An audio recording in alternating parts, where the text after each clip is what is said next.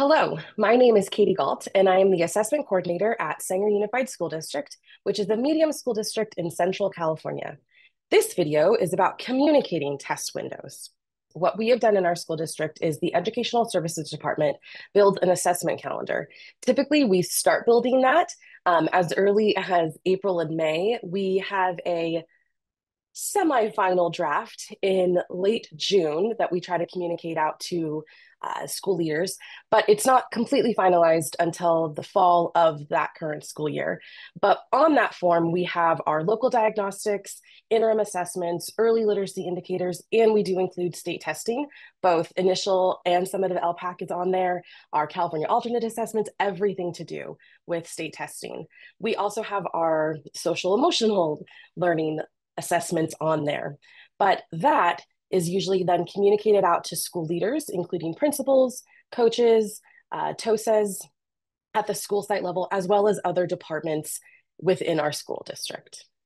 As the testing window gets closer, I will send a reminder to prevent people from assigning the operational test when really they want the interim assessment. And I will include that warning with my site coordinator training that I hold late February, early March.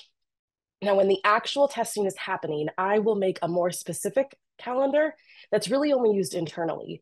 Within TOMS, I set that calendar for the administrations, and that stays.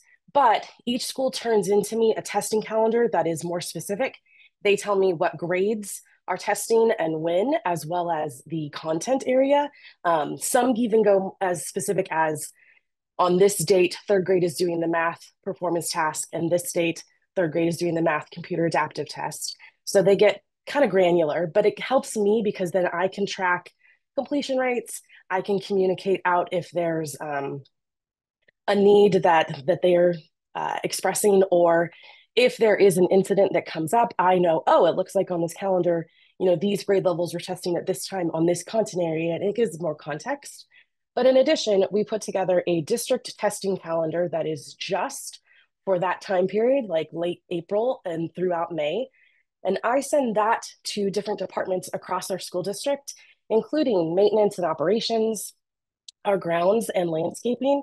And they've been really flexible with our schools where, for example, they don't drastically change their calendar, but if they know they're going to be there in the morning of a day that half of the school site is testing, they'll start on the farther areas away from those classrooms, just so there's not like a leaf blower right outside as fourth graders are trying to focus and test. So again, that's been something that has been really helpful within our district.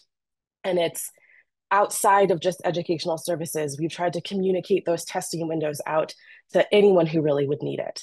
In addition, we can't forget communicating with our parents and other stakeholders. So of course, we send out the letters informing them of when testing is going to occur, both for legal purposes, but also just to remind them about, hey, our cafeteria is open before school for a healthy breakfast, and so on. Thank you for watching. I hope you found this information timely and useful.